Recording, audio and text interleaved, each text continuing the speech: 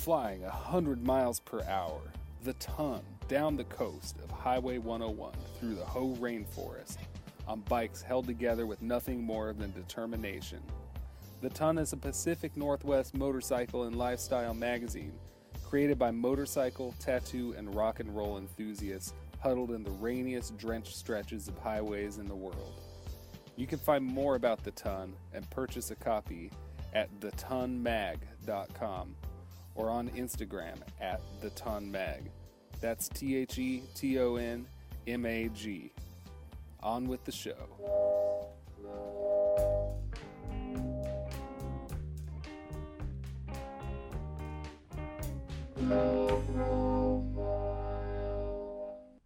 Hi, welcome back to Low Profile.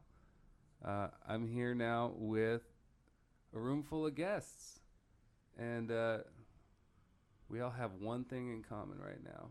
We're all sitting around a table wearing headphones, and there's some Gary Wilson fans in the mix. And we're all dead. By the time you read this or listen to it. Roll call. Hi, I'm Leela. I'm Andrew. Susan. Timothy. I'm Markley still. And yeah. Leela, you gave me a Gary Wilson record back in probably like A decade 12 years plus. ago. Yeah. I had heard his first album, You Think You Really Know Me. And then you had Mary Had Brown Hair. Yes. And you loaned it to me with like almost like a death threat. Oh, yeah. That sounds like me. Because anyway, I gave it back, but it was hard. Yeah. And then you lent me an album. I can't remember which one it was. Do you remember? It probably wasn't as good. It was good. Did I give it back to you? Actually, I don't know if I did. I'll check when I get home. He didn't punctuate it with a death threat. Yeah. That was his problem. Yeah. How did you come to find the Gary Wilson? The Gary Wilson way. My friend Leah Sapola here in Olympia played Gary's in the Park for me. Showed me the video, and something clicked in my brain. I saw a common language of weirdness. That song really struck me too. It's a weird one. Yeah. I just had not heard anything like it, and I'm gonna probably play it later. Like it'll probably be playing right now because I don't have any bars, but I have a bunch of other stuff queued up. Tim, Susan, you guys have some kind of Gary Wilson thing? Yeah, well, Gary Wilson thing. So when I moved to New York, there was a website called Makeout Club that was pretty popular, and it had I was on Makeout just Club. started about then in the early days. So it was like really simple, like your photo and then what kind of music you liked. And Susan was on it as well. I was. And she listed Gary Wilson. And I think you listed your AIM, your AOL Instant Messenger name on it. And I like Showing our age. typed, hey, you like Gary Wilson? Cool. And then he didn't like write to me again for like a month or whatever. Oh yeah. Yeah. But yeah, I was on Makeout Club because I grew up in the New York hardcore scene and punk scene, and it was also insular, and I also listened to other stuff. So I was trying to meet other people who listened to other things, and shortly before I started that profile, I had a roommate who was an avid record collector, and he always tried to play stuff to kind of blow my mind, and he put on the Gary Wilson record, Drop the Needle. That record starts out a little quiet, kind of new wavy, and then it was just like, what the hell? I felt like I climbed into the mind of a stalker, you know, but kind of a benign one that won't hurt you, but just kind of, you know, looks at you from afar and, you know. So I was like, I had very specific parameters for kind of what I was looking for. I needed someone who's a record nerd, who had at least 500 records, who had really good taste in music, and I was like, I knew how to snare, you know, the right kind of guy. And so I put Gary Wilson, because I was obsessed with that record. Like, when my roommate was out, I would steal it from his room and, like, play it over and over again. And so that was my, like, bait to find him, essentially. And that, I mean, that was 19 years ago. Yeah. Or so. Yeah, early aughts. Just right there at the millennium. Yeah. Back in the oddies. This is from that album, In the Midnight Hour.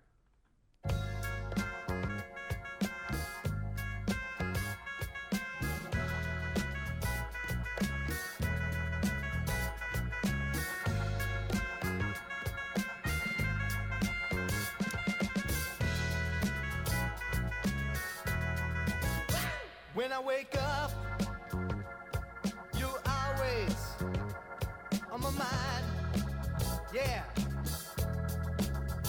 My fingers start to tremble, I feel weak. I wish I never fell in love with someone who could make me feel like someone. You seem to think I'd waste your time. I think about you, in all the things that we did. Yeah, said I now think about you. In all the things that we said, the things that we said, the time moves on. Oh, yeah. So that's from Forgotten Lovers, which is The singles. not... Yeah. So we have Chromium Bitch, and we have a bunch of the singles.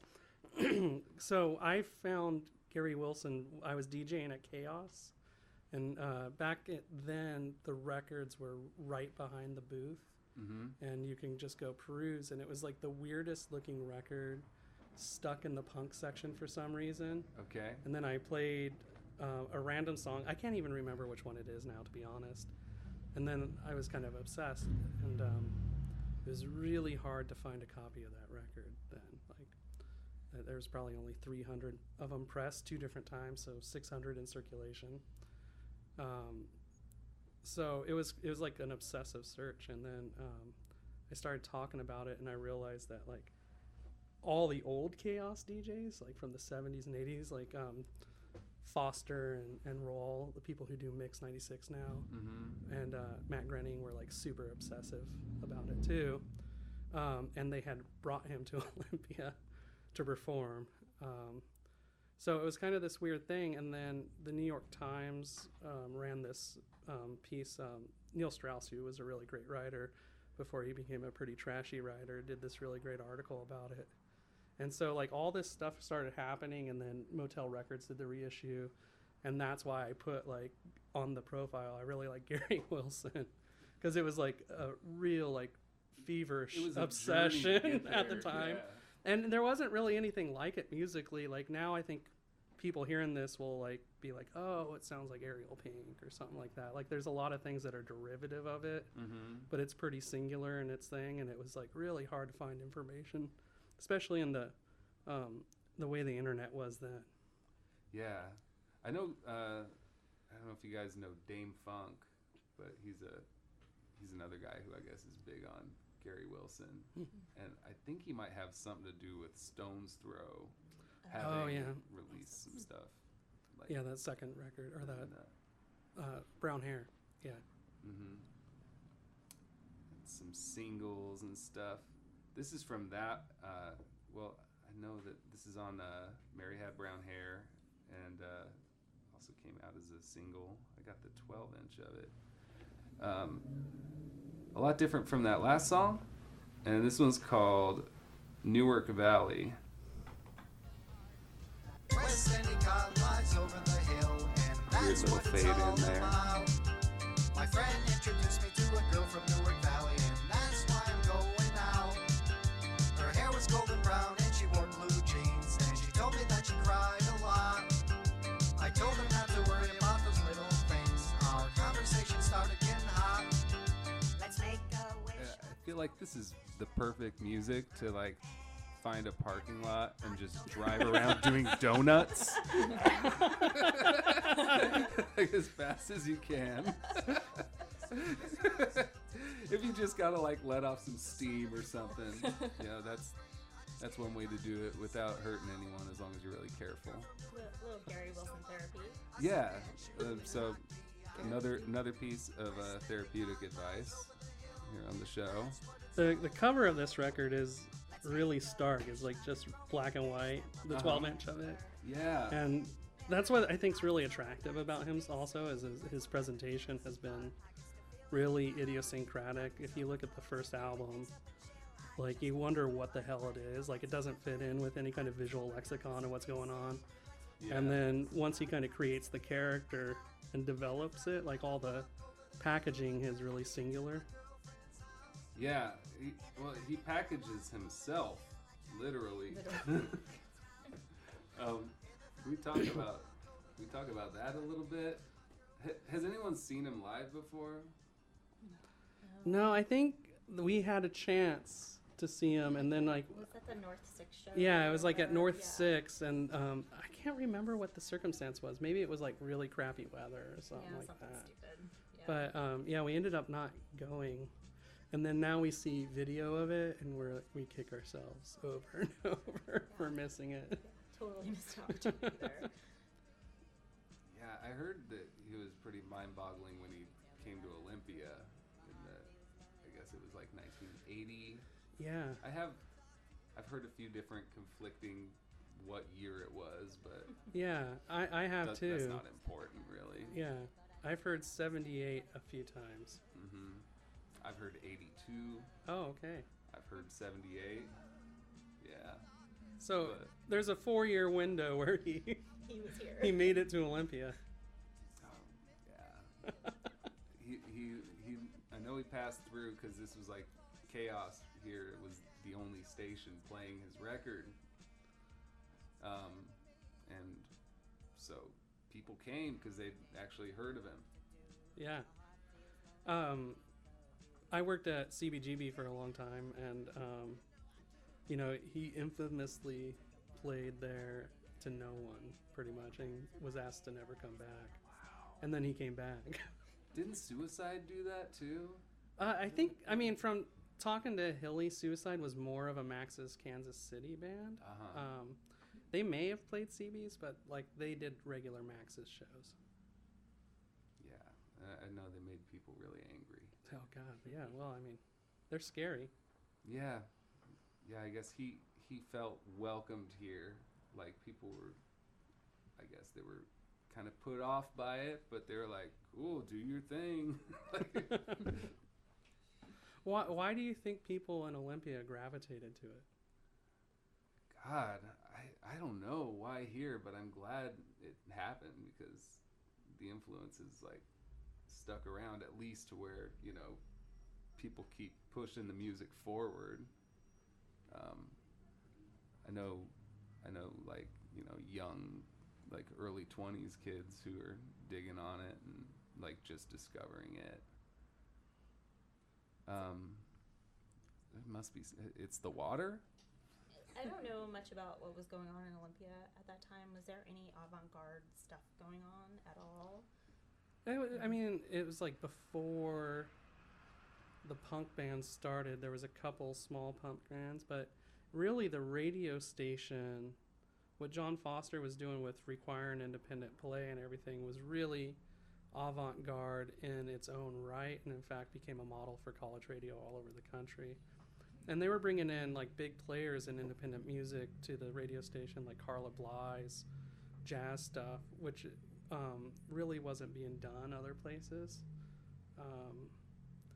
But at the same time, the younger people in town were the people who ended up creating a musical subculture in Olympia that still exists now. And, some of the music is pretty primitive, which is interesting because Gary's music is almost the exact opposite. While it's disjointed and odd, it's actually very complex as far as the time signatures and the musicianship.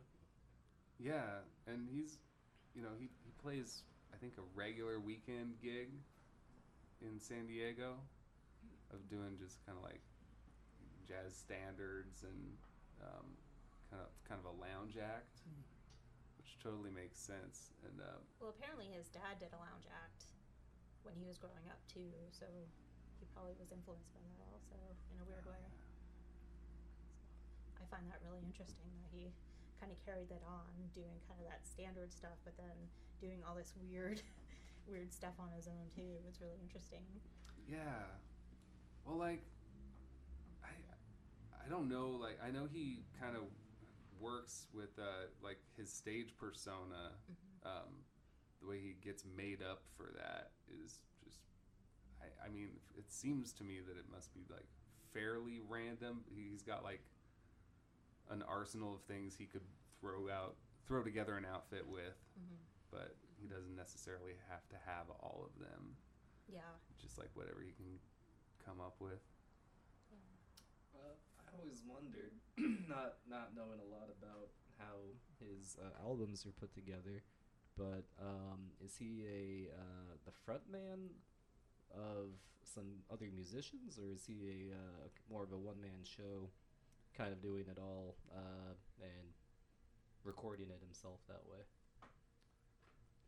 Well, I know he's got his Indicate boys, the Blind Dates, and they moved out from New York City, or not from Indicate, New York. They moved to San Diego, and continued playing with him there. So.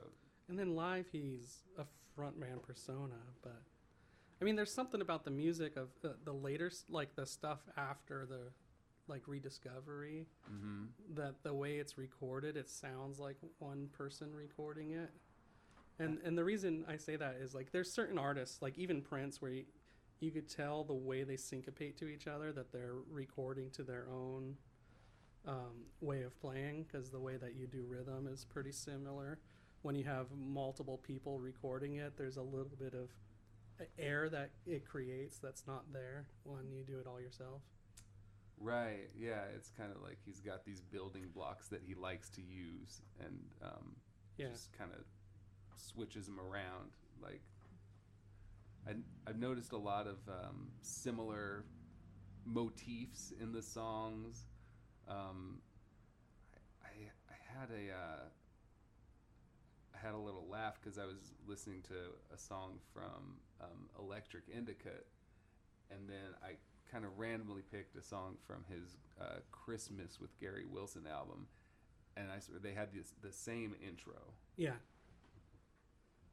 Well, that song King of Indicate sounds so similar to other things he's done, like in different spots. Like the verse structure is the same as one of the Linda songs from the Mary record, and then the chorus structure is really similar to another song. So he's just kind of switching these structures he's using around. Yeah, I'm gonna play some of that because that just came out. He's promoting it. This is the title track from the King of Indicate.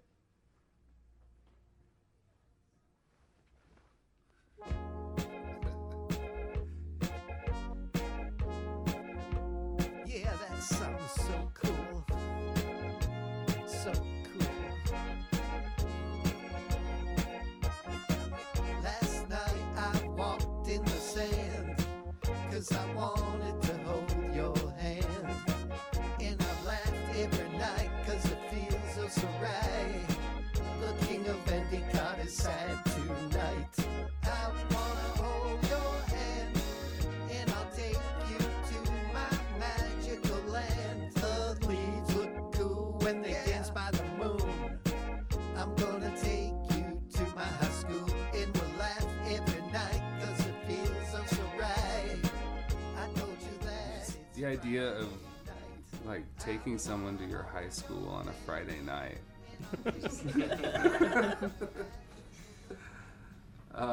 That's hard to get my head around. That's what I love about this guy. He says whatever. He says it like it is, you know?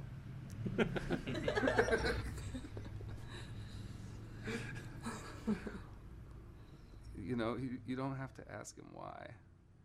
But but we're going to. And ask what the hell are you talking about, Gary? Because I see you have a running tally of reoccurring themes. right, so he sings about Gary a lot. I took a tally going through his track listings and basically just looked for proper nouns, for names, and names referenced in the title. It'd be a much longer list if it was going through all the lyrics. Oh, yeah. Sure. But just with the titles, he's got 8 songs about Gary, such as like Gary fell in love with Linda last night, which brings us to Linda, who has 7 songs about her. Close second is Mary, coming in at 6. I couldn't find the song. I guess it isn't the name of the song, but I really like the one where he's asking Mary to come and dance with Linda. Yeah. Hey Mary, won't you dance with Linda tonight? There's no one here to say I'm weird. We can all laugh into the night. There's nothing right, 'cause Mary, she's so out of sight. Won't you dance? Come on with Linda. The characters meet. I know, it's great. It's like a soap opera, sort of, when you listen to his stuff. It's just like you hear all these same characters keep coming back, and then his blind dates, bandmates, they work their way into the drama sometimes. How many Cindy's are there? There's only 2 Cindy's By title. by title. Okay. There's also 2 Lou Jean titles and 2 Sandy titles. And then when we get and Karen. Don't forget about Karen. Can't forget about Karen.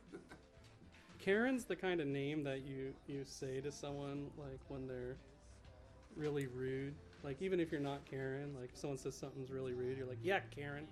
I'm gonna try that. Wow. Whatever, Karen. So those are all the ones with multiple song titles, and then we have songs about Lisa, Cheryl, Kathy, Debbie, who kind of counts twice because her song's called Debbie Debbie. Would that be Debbie squared? It might be.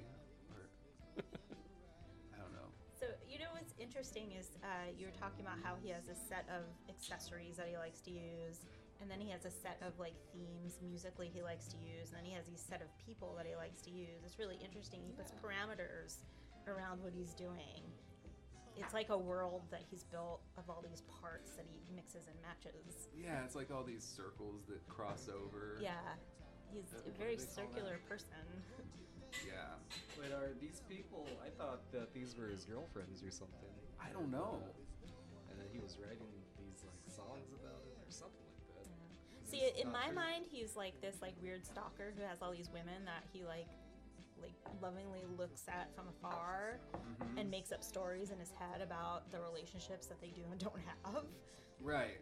About Gary, the character. Yeah, exactly. And his Earlier, fictionalized version of these people. Yeah. Who, I would believe that these are all very real people. That he may or may not know. Right. Now, earlier today, I was listening to a Gary Wilson song on YouTube, and it had, in the classic fashion, a picture of him and some people around him. They were all of these women wearing shirts with the names on them. And I thought that that he got them all together for a photo shoot and had these shirts made with their names on them. But now that I'm hearing you guys talk, it sounds more like this was just kind of a staged sort of event. Yeah, just photo op kind of weird thing. Yeah. I think so. There was a music video. Did anybody see that where it had him and then all these women wearing all the different names of these characters? Yeah. Yeah. I think that was it. Yeah. Picture from that.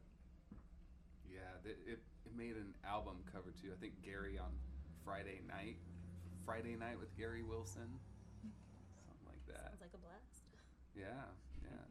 And then Gary Wilson went to outer space too. I don't know if anyone heard that album. I haven't heard that one. I think Missed that one. Let's Go to Outer Space. Oh shoot, is this chair breaking on me? It might be. It was found in front of a restaurant that was getting rid of it. I'm not gonna lean back anymore. There's another one there. Oh, that's cool. Switch me around. I'm just not gonna lean back. That's fine. Did anybody happen to watch that documentary? We used to own it. Oh, okay.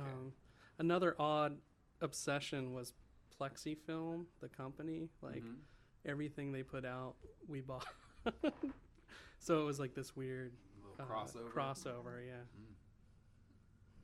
Well, I really liked in that movie they had a lot of footage of him with his pet duck. That he would just walk his duck around town on Friday night, probably. Absolutely. Yeah. I mean, Would you expect anything that's- less? Yeah. That's Debbie. What's the duck's name? you think it's Debbie? Uh-oh. Now you gotta ask what the duck's name was. Yeah. Is the duck's name Linda? Because that would really clear up. Like I feel That like half song the when he's so catalog. mad at Frank for being like, you were kissing Linda. I saw you kissing Linda. Frank Roma. Oh, And then what's up with Frank? Frank is one of his. No. bandmates, but I'm yeah, saying if he's kissing a pet he's duck. kissing Gary's pet duck. Yeah, I could really understand having to write a song about that. Seriously. Here's a song Gary wrote about his duck. Here it is.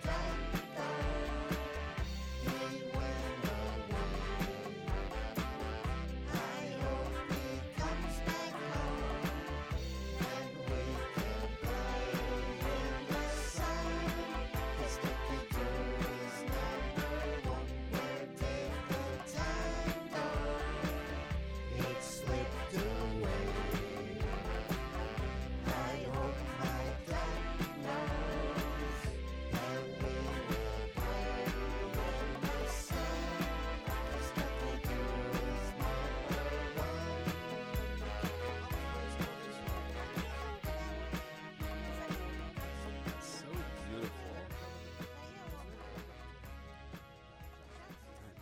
Flatulent synth. Can't get enough. And I think it's really interesting how he started when he sort of had his resurgence or whatever. You know, he took off like 25 plus years from recording, and then he comes back full force, ready to just make a million more albums. Gets more into his like character and that whole world. Seems like it might have been sort of the birth of that becoming like a big world to him, I guess.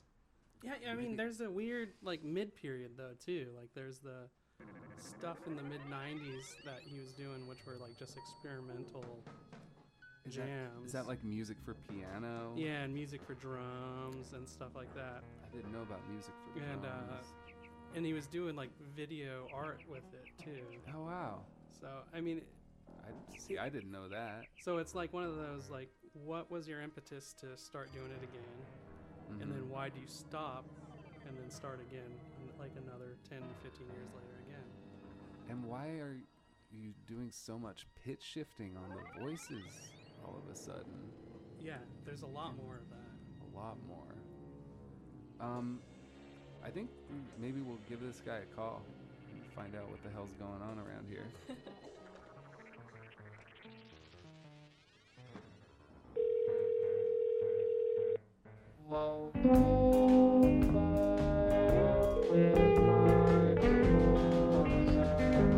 Markley, what's going on there? Hey, Gary. Good to hear you. Great. Yes. Well, okay, so I'm here with some friends. There's Tim and Susan, who they actually met because they were both fans of yours. That's true. Well, tell them congratulations, and I hope it all works out for them. Thank you. Yeah, it has so far. And then Andrew and Leela, Oh, And, okay. yeah, and we all have taken an interest in you. So I guess first, tell me about Electric Endicott and how that came about. Well, if you probably, I don't know, when I really look back at it, and I probably haven't spoke much about this, but, probably 10, 12, 15 years ago, I had one of the most vivid dreams I ever had, I think, in my life. And, I don't know if it had any relationship to this album coming out, but it seemed like it was some town, Endicott, Ithaca, somewhere up in that area in upstate New York. And it was like during those medieval days of dwarfs and castles, and I remember I woke up and I wrote it down because sometimes I forget a lot of my good dreams, and then but anyway, I don't know if that was a turning point of it all, because it came back to me later on as the land Endicott being where I was born and raised. I spent my first 24 years in Endicott. So I do have a lot of fond memories of Endicott. So I think it came out in this particular album anyway. Yeah, it's definitely a familiar trope that I'm not sure I would have heard of Endicott had it not been for all your references. I think I accidentally said Electric Endicott, which was quite a while back. You're promoting King of Endicott. Yeah, right. Electric Endicott was in 2010. But you're up in Olympia? Is that where you're calling from? Yeah, that's where we're calling well, from. Right downtown. Well, that's great. Olympia, reminded me, kind of Endicott in a sense. Rains a lot of woods, being upstate, so, I was in Olympia, right? Yeah, I guess your singles were a big hit up here, and someone even made a zine about you. Yeah, well, I got to spend, I guess, I don't know, I went up there with my girlfriend at the time, and the DJs at Chaos Radio at that time, plus I think there were students there at Evergreen, Steve Fisk and if I can remember Steve Foster, I think. And there was a group of the guys back then. But anyway, they backed me, but, I stayed at a house that they had been renting in Olympia. So, yeah, but, it was funny because I think I spent like, I don't know, maybe a week at the house and stuff. And they were saying, this house is thought to be haunted here, Uh-huh. And I remember going to some Chinese restaurant up downtown there. Yeah, but it rained. I remember it rained almost every day and stuff. And I thought, well, it's kind of like Endicott. We were lucky to get 2 days and 1 day of sun if we were lucky. Yeah. But anyway, that's About cool. how long ago was that? How long did I live where? Oh no, in Endicott? when did you come to Olympia? Oh, I think it was like 1982, maybe 1981. All right. We've narrowing it down. Yeah, we've been narrowing down this 4-year window where you came. We've been hearing everywhere from 78 to 82, so. Yeah, somewhere in that area. I can't exactly remember, but. All right. Did you perform on the radio, or did you perform in a venue? Yeah, it was, I believe it was like for their radio station at Evergreen, because I think, those guys were DJs at the time there, so they were doing a benefit for Chaos Radio, I guess KX did. So they set up 2 shows. One was going to be down at Chaos Radio, and then there was another benefit for a radio station in Seattle called Crab, Krab, with Steve Rabo at the time as the DJ. Anyway, so then the band backed me there in Olympia, and so we did 2 shows, and I think, I don't know, I just reading it's funny because recently I found a whole bunch of stuff that I hadn't seen in 20 years or something. And I found some of the stuff from Olympia, actually. Op Magazine OP was actually. Yeah. Yeah, so those guys were, they were big supporters of mine from, like 77, 78 and stuff and all that. But anyway, so I found a bunch of stuff and I saw that. I think one of your guys up there from K Records, like Calvin Johnson, I think at the time he was a young kid or something. I don't know. He had a band, and they mentioned him in the write-up of the show. I remember because it was like 3 or 4 bands at the time. But anyways, that goes back. Yeah, Calvin's still in business over here. I actually talked to him about your visit, and he put me in touch with a couple of the guys who put that show together. Oh yeah, good. Yeah, good. So I got some.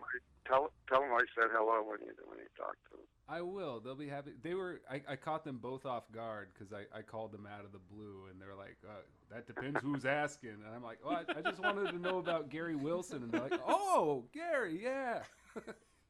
Yeah. Well, that's cool. You're remembered fondly around here, and I don't know. I feel like your music just keeps getting upcycled, at least regionally. But I know it's happening all over the world and has been for a while. You've done an extensive amount of touring internationally, haven't you? And since you ended your 25-year recording hiatus, or yeah. Well, I always call it my resurrection. I always,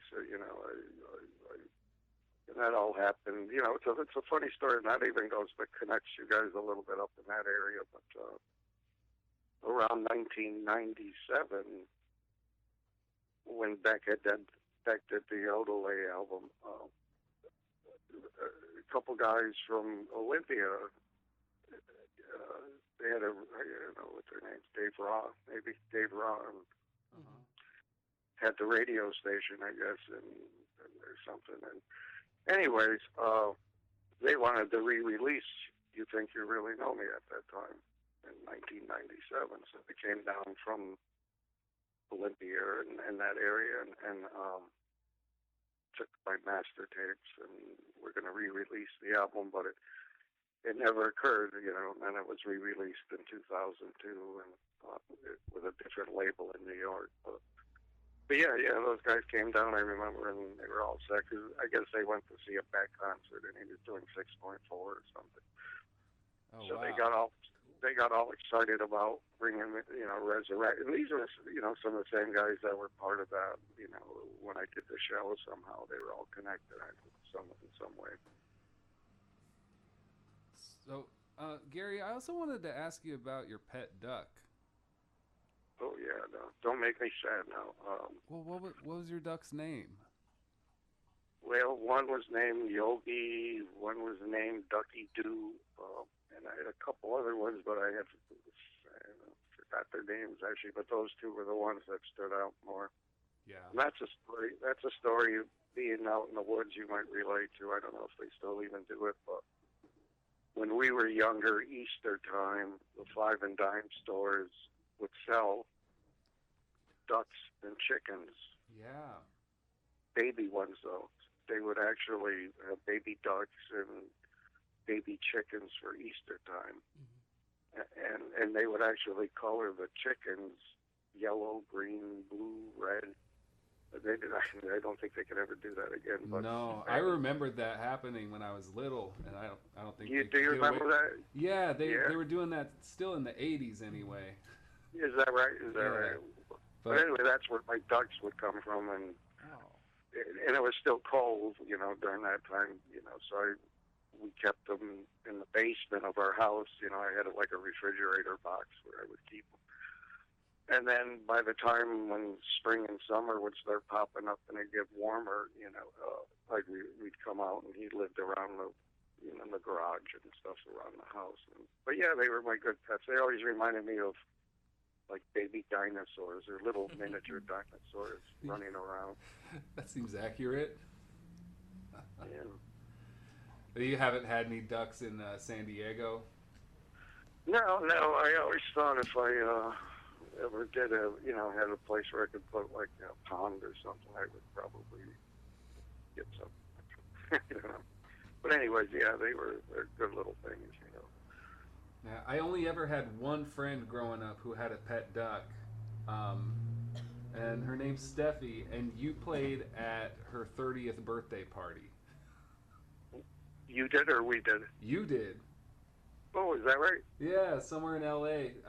She made a wish and someone made it happen. Well, that's a good story. I like that one. Yeah. Cool. So, and one of my favorite songs was always "Where Did My Duck Go?" Ever since I heard it, always reminded me of her. And then when I found out about that coincidence that she had somehow wrangled you into player party, Yeah. Well, stuff. The one sad story about the duck would be that. Well, a couple of times I remember. Well, not a couple of times. I remember I had to rescue my duck. I remember a German Shepherd got a hold of one of my ducks, started dragging him down the street in Vermont Avenue, right? And I remember waking up because there was a big ruckus with the duck. They were whacking up it. And I ran down there and rescued him from the duck. And then, I think he was in shock, but then he recouped and came back. But yeah, we used to go for walks over the hill, over the into the creek, where the creek would be over the, go through the woods. But, they'd follow me around, and they were good little ducks. But anyway, yeah, we're back to the duck. Well, from there, I'd like to transition into duct tape. Duct tape? Yeah, there you go. You use a lot of that, right? Yeah. That's always been a staple in my... That's just kind of cool, I got these guys, the Blind Dates, kind of the newer band of the Blind Dates down here in San Diego, and they really get into the duct tape. I'm always got to warn them a few times, because over the years I've known certain restrictions with being able to perform, because I go way back with duct tape. I remember when I was doing my kind of my jazz album back when I was 18 or 19. I remember would that be Another Galaxy? Yeah. So I did like experimental stuff where I would duct tape myself right onto the string bass somehow, and so it really like restricted me from freaking playing. But that added to the element of how to bowl while you're totally duct taped up. But anyway, yeah. So it goes back into and my band really gets into it sometimes. Like I say, well, be careful. You want to still be able to play if possible. Yeah, I don't think I know of very much jazz that incorporates performance art, and I feel like it really does come across on the record too. Yeah, exactly. It's I think probably more so. I think the environment of the one album I did called Music for Piano. That was on Feeding Tube Records. I think that was a more version of what I was more into at that time. In a sense, I was getting more into the more. I was always looking for the most extreme art that I could find at the time when I was growing up. And that was recorded before your sort of rebirth. You're talking about Another Galaxy right now. Oh, okay. Well, I was thinking of Music for Piano. When yeah, well, that was taped, shortly after I graduated from high school. That was one where we actually had a certain, the main track, Music for Piano, was mostly recorded at, but most of that was recorded at the time, the string bass solo and all that. It was during, sort of. It's a funny story. My guy that I grew up with, he's been in all my original bands, Vince Rossi. He became a piano technician, tuner technician, went to school for it and all that. But his basement was filled with pianos. He would resurrect them and resell them. So how that Music for Piano came about is we actually smashed a couple of his pianos down in his basement because he needed to make space or something, and these weren't usable anymore, I guess. And I still remember, and the fidelity of music for piano, that particular, that one side that's music for piano, I could never recreate the fidelity that I got on that. I always tell people that it was one of those things that just went from a whisper to a smash. And it captured it all with I had like a $99 Sony reel-to-reel mono tape recorder and probably a $79 microphone that was taped to the soundboard of the piano, but it just captured the dynamics that. And I tried, believe me, I tried a few more times down in the basement of Vince's, and I could never create the fidelity of it for some reason. But anyway, that was during that real kind of, I was looking for experimental music. I was into John Cage. I was into all kinds of stuff. I mean, I did a version of music piano just about 2 months ago to San Diego. Oh, wow. Where I had two taped versions of the piano on each side of the stage that I had taped, and then I was in the center with the piano. So we had actually 3 pianos playing the composition. So it was kind of cool. Came out real well, actually. That's great. Anyways. So you got a Blind Dates lineup happening in San Diego, but you've done a lot of work with pickup bands, right? Well, recently I've been trying not to, I'd rather, even though it's been working out in a sense, but I've been mostly doing work now with, depending on, like when I went to Europe a few times, there's a band in Austin, Texas, that was a Gary Wilson tribute band that was going before I met them. And then we hooked up together, and so I used them on numerous tours, and because they captured the album and stuff they get the real, so it sounds exactly like the albums and stuff. Yeah. But anyway, they're real good at it, and they're from Austin, and they're called Cindy, but on the side. But they're called Cindy or Sandy? And then the bands I've done, because I do a lot of work down in LA and stuff now on the West Coast here, and so I use a band from San Diego a lot now that, it's been working out real well. We've been doing a lot of shows like with Black Lips and Ariel Pink, and it goes on and on. And oh, wow. Other people. And,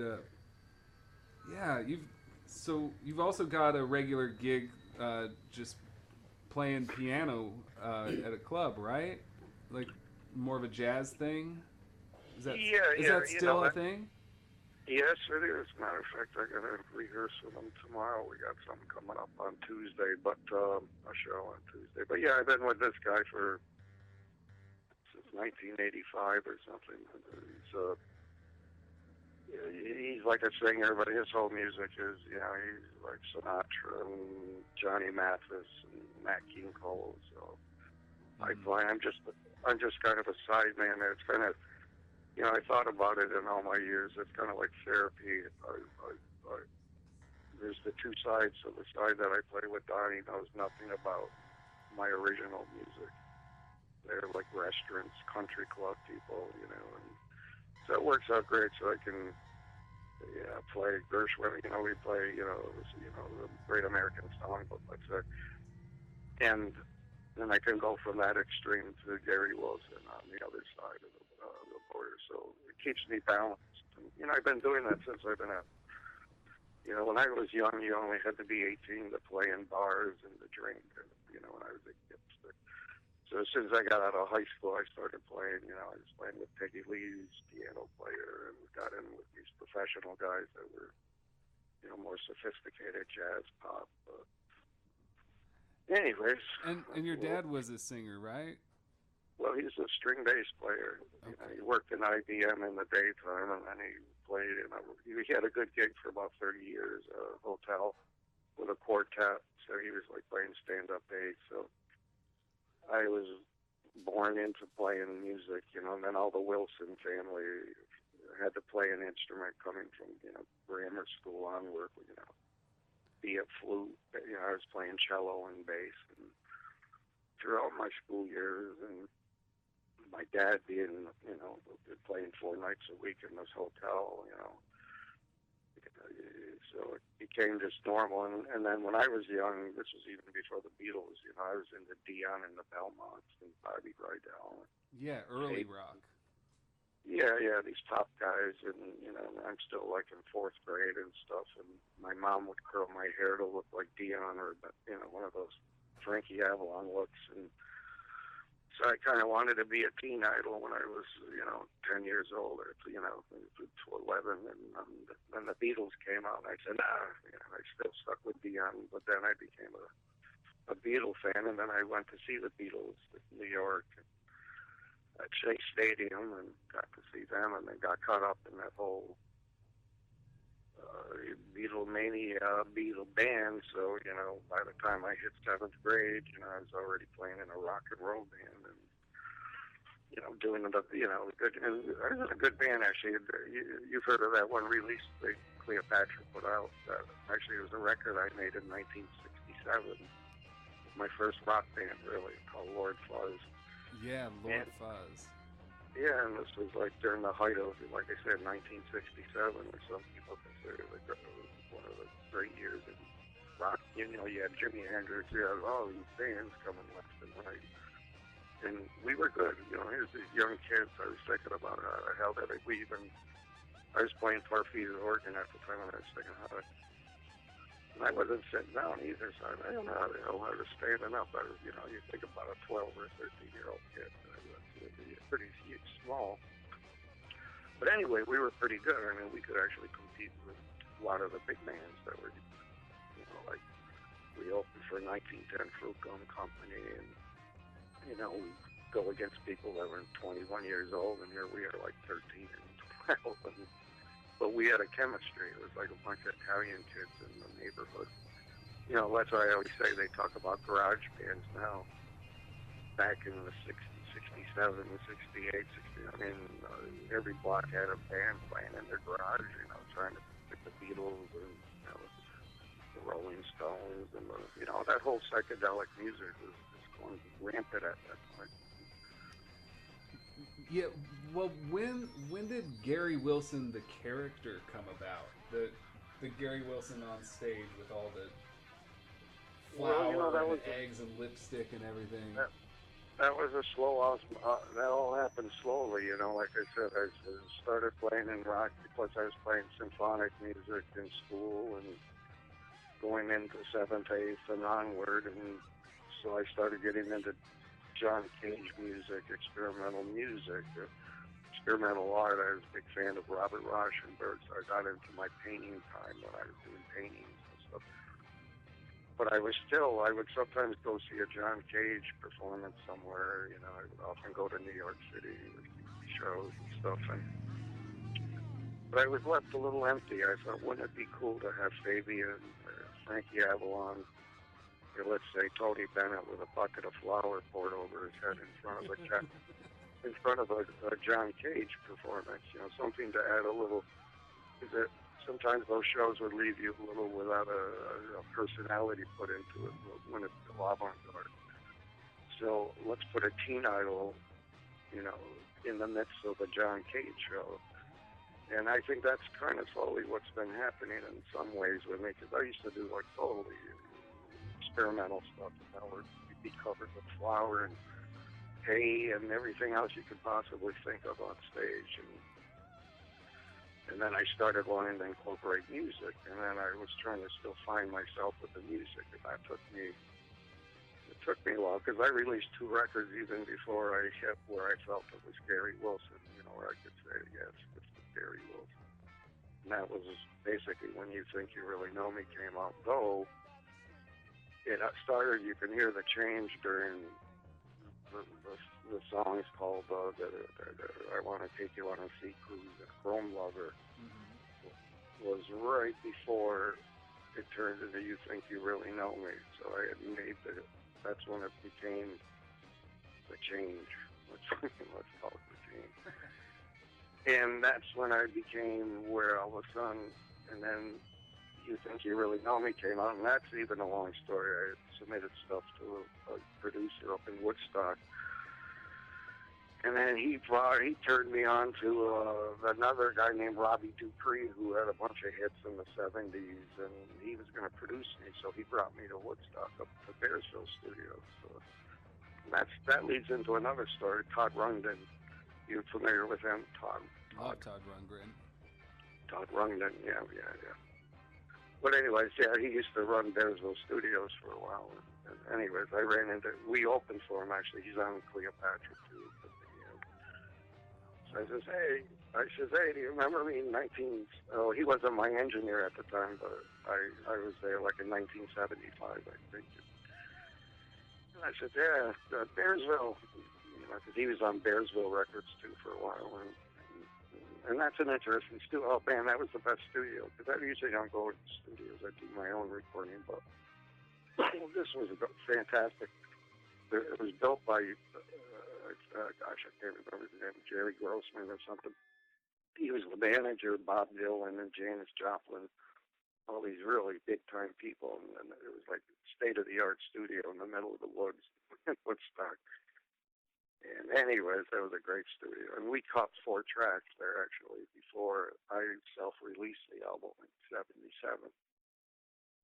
But I had done this recording in 4 tracks, and then we just never finished it. So I said, well, I'll just go back home and do my own, So then it turned into my album, You Think You Really Know Me. And then that's when I felt I could be happy to put my name on it.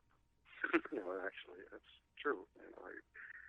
It's sometimes I battle that, it has to reach a certain thing with me so I can say, this is Gary Wilson now. I really like how you sing of Gary Wilson, like, as a narrator. Like, you narrate Gary's story. Yeah, well, yeah, okay. I'm glad you like that. Yeah. Just the way it comes out, I guess. I'm not sure how to describe it, but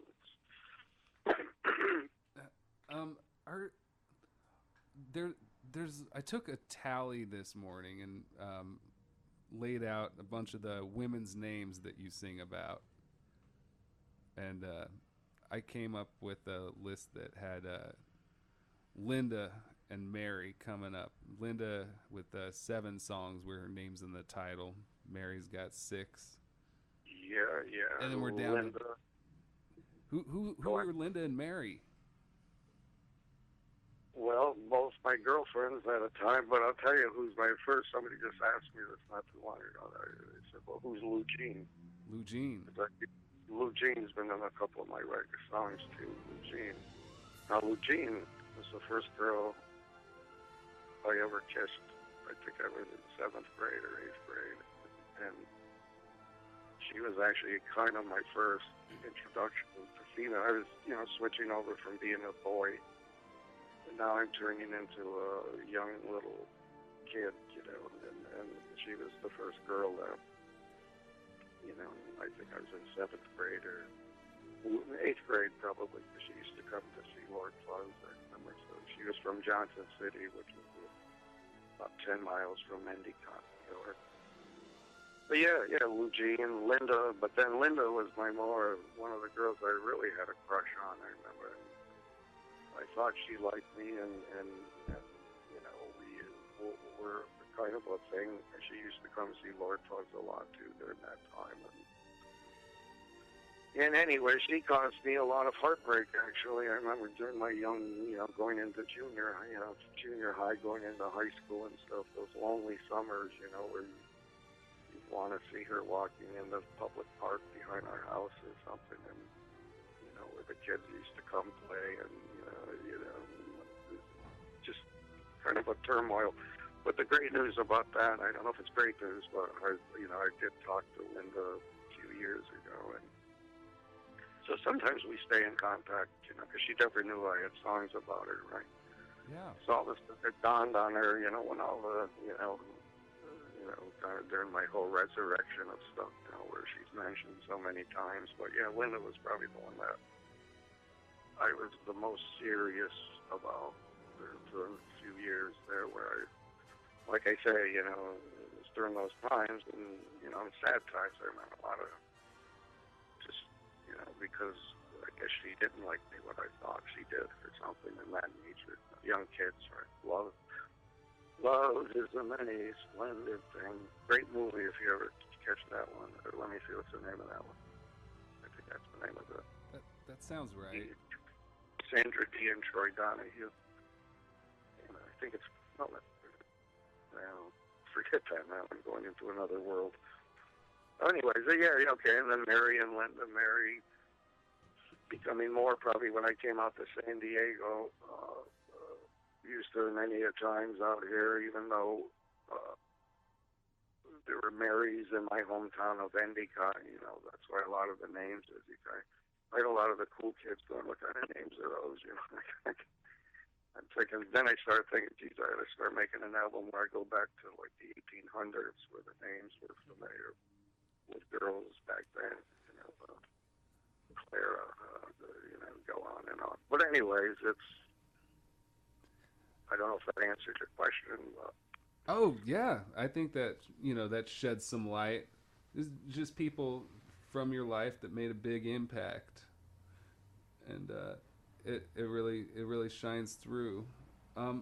You've been taking some different turns on your subject matter lately. I mean, we got the first Gary Wilson Christmas album recently, and we got the Outer Space record. Yeah, a lot of that kind of I must have got a spurt of creativity came out or something. When I kind of moved over to Cleopatra Records when that all came about. My last 5 or 6 releases were on Cleopatra, but they've been kind of good to me. It's if you check out, they got they released quite a.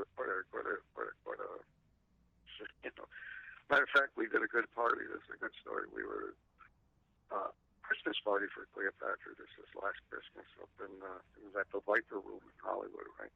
Sure. And